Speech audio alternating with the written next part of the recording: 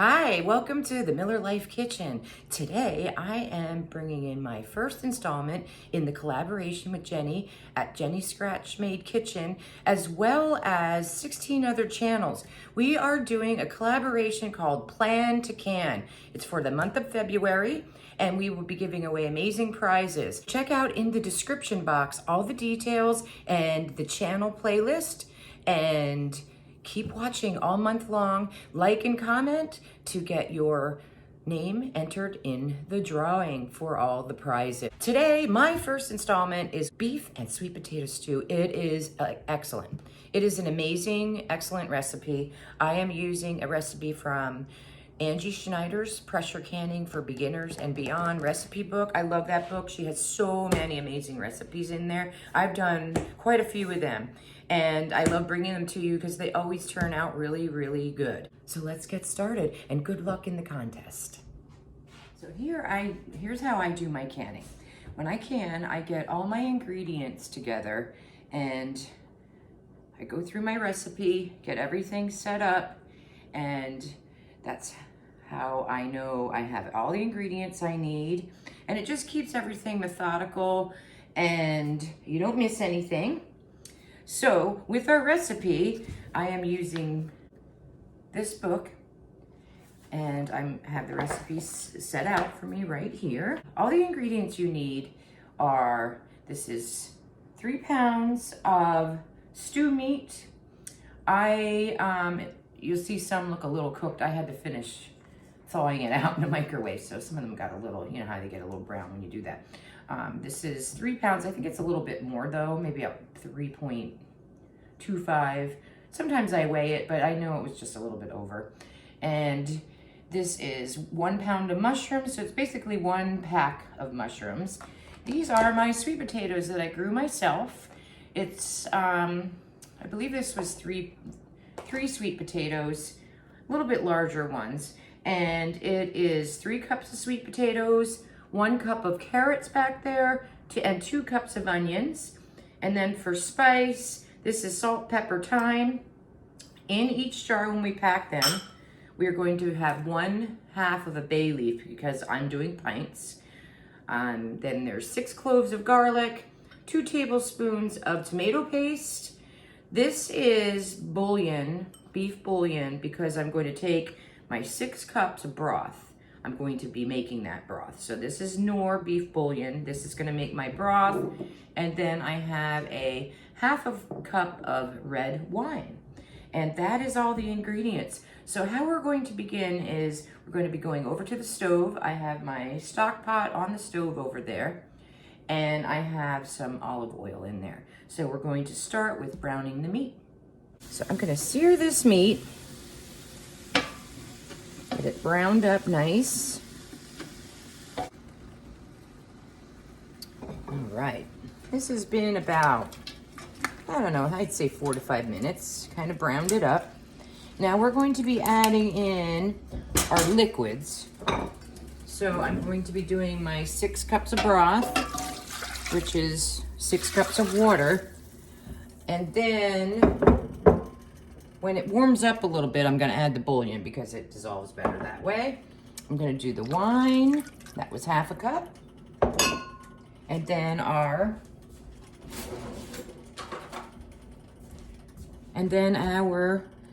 tomato paste. Stew meat smells really good, by the way. Excuse my arm. I'll try to do it left-handed.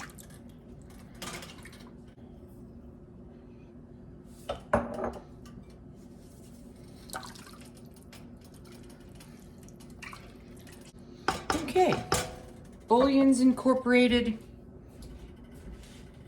Now we're going to be adding in all of our veg. So the onions go in. I'll be listing the ingredients and the recipe, I should say, in the description box. So don't worry if you've missed anything. Carrots.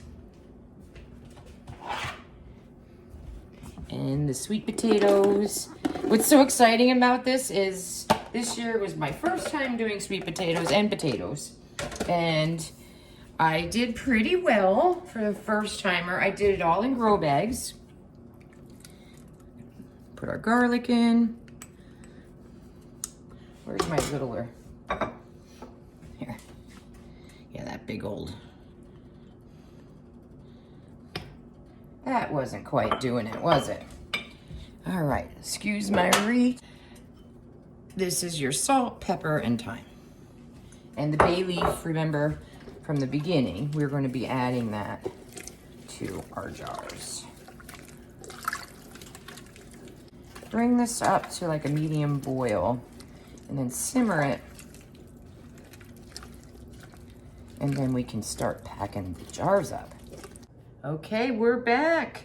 I have my stew simmered for 5 minutes after I added the veg. So you simmer with the liquids for 10, and then you incorporate the veg and the spices and do 5.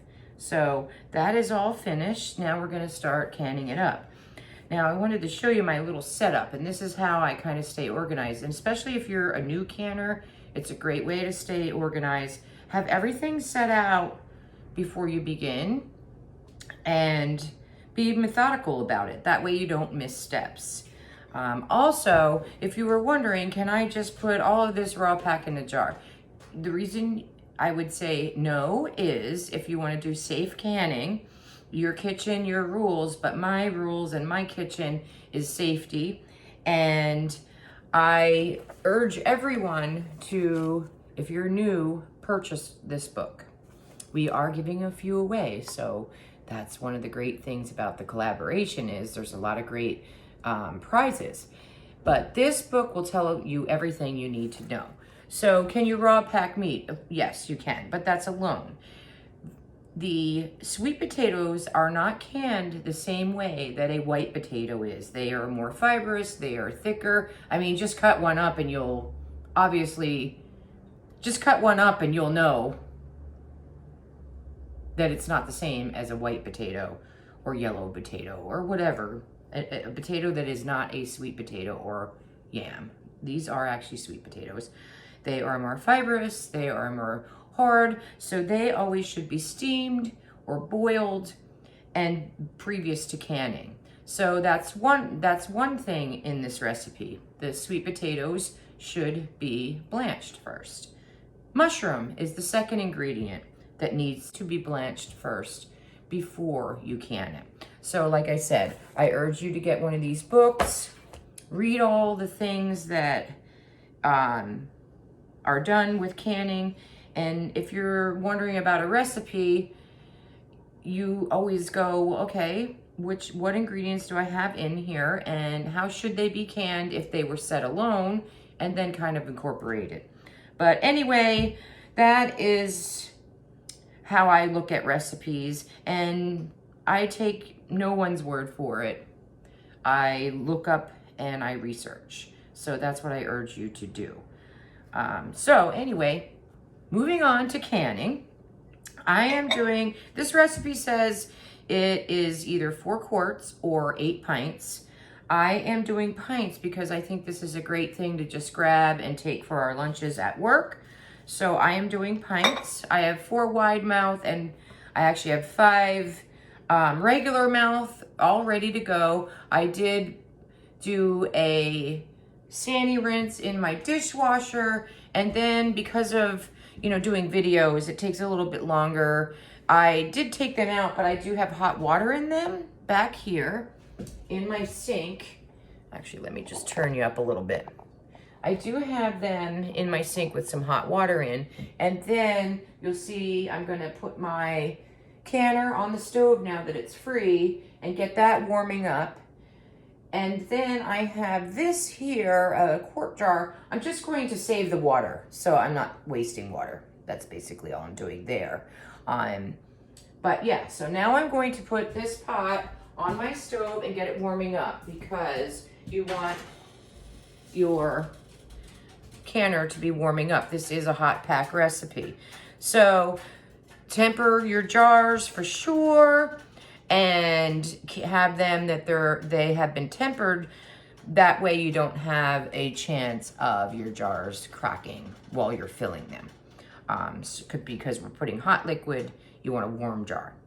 Okay, so my canner has the recommended amount of water in. Check your canner and how much water you're supposed to have in it. And there is a rack in the bottom. And then nextly, just for our newer canners, when it comes to your lid, you want to check that this is free. So you can either like look up and I can see through it, or you can even blow through it and feel if you feel air, because you do not want that to be clogged. You also want to make sure this is in good working order, as well as this guy here. I think he's the forgotten man. But if this needs to be in working order as well. This will pop up a little bit. I don't know if you can see that, but when it's ready to go, this should be popped up a little bit also. So just check that. I'm using a Presto.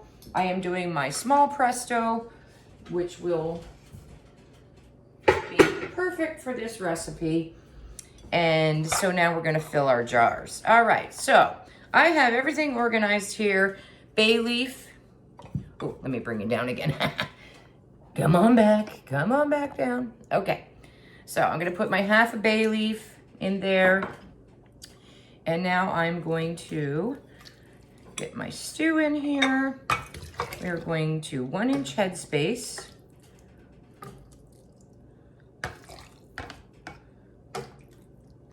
This smells delightful, by the way. It smells really good.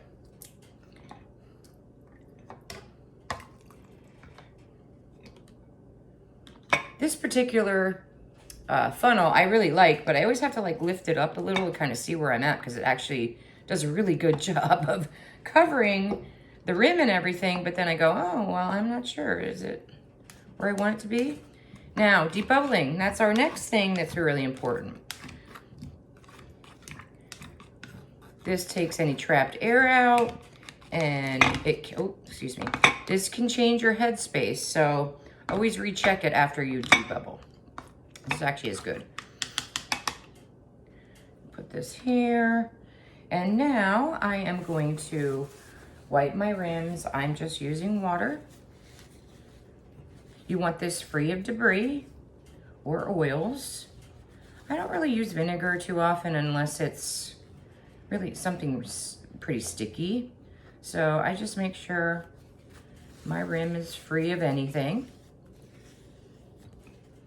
And then I have my lids just in water after I washed them.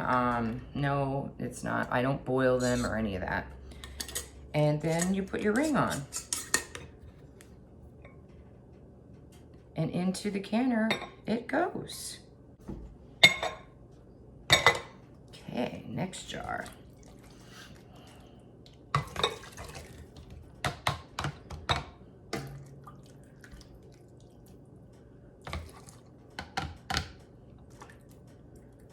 Now this is not a soup, it's a stew, so you can fill with your solids. Try to make sure I have some meat, some of everything in here.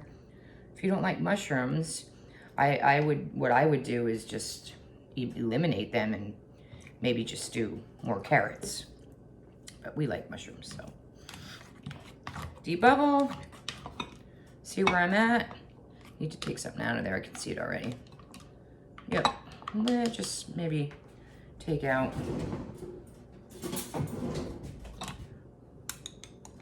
a little bit.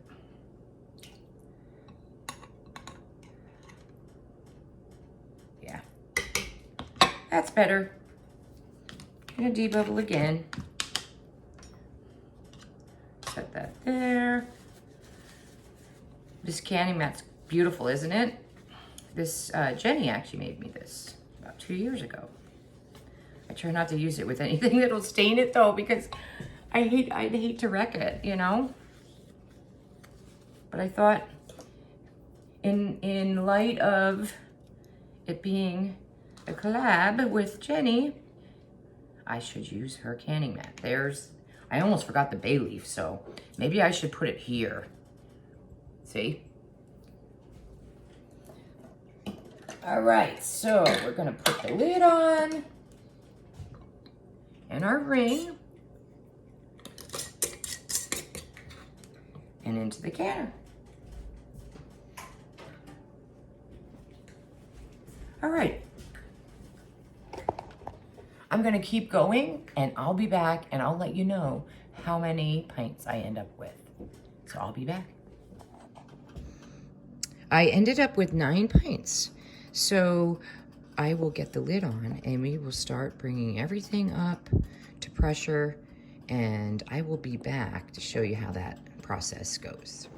Okay, so here we are. I have put the lid on and I have turned my stove up to like a medium high, and this is what we were looking for. This is a steady stream of steam coming out, and you want to do this for 10 minutes because what's happening is, you know, you will hear, oh, I don't do that, but what's happening is the process of canning is you're evacuating all of the air out of the canner, and that's what's happening, because you will see there's like some sputtering of water in that steady stream of steam. So you want to do that for 10 minutes, and then once the 10 minutes is up, we will put our weight on, and then you will have the dial start to build up your pressure. We are canning this for meat times, and I am doing pints, so it's 75 minutes, and it will be at 10 pounds of pressure for 75 minutes. If you are doing quarts, you are going to do that for 90 minutes, which is meat times. Okay, here we are. We are up to pressure. This literally just came up to pressure, so he's got to even out a little, and I'm turning the stove down just a smidge. Usually my sweet spot is like 4, but I'll do it slowly because I don't want it to stop. But I wanted to show you, I bought a new dial, so it's actually pretty accurate at this point. Yeah, but at this point, what I wanted to point out, that's why I'm back on here, is this is what I'm paying attention to now, not necessarily this, because my older gauges, basically, I don't have a place to get them tested, so they may say 12 or whatever, but this is the guy I'm watching. I also wanted to show you this is popped up, and Forgotten Man I was talking about earlier. Hold on, we got steam going on there. There's your Forgotten Man that I was telling you needs to be popped up as well. So everything's good to go. And like I said, I just turned this down a little bit, so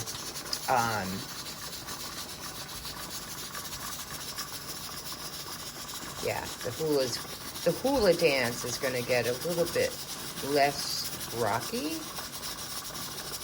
Okay, now I'm going to take the lid and I'm literally just going to turn it. And my house is cool because it just is in the wintertime. I am going to turn it away from me. See all the steam that's coming out?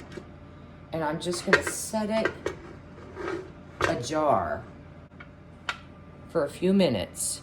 It's an extra step I do in the wintertime because it's very cool in my house. So I don't want to shock my jars. So I just kind of take the lid off and I make it ajar a little bit. You can't really see it from where we're at, but there is an opening here. So I'm gonna let it like that a few minutes, and then I am going to take the lid off after, I'm gonna wait about 10 minutes. I'm gonna take the lid off completely, and then I'm gonna wait another 10 minutes, and then I will remove my jars. I just do a slower process of bringing it down and out of the canner because of siphoning. This is when the cooling of the jars and shocking can be a problem as well. So I am doing a very slow let down of pressure.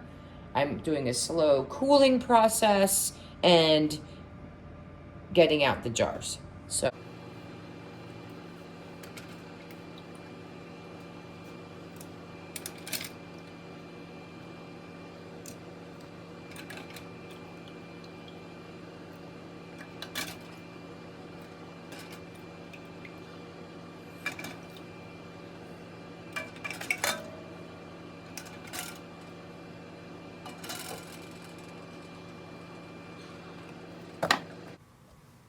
here they are out of the canner.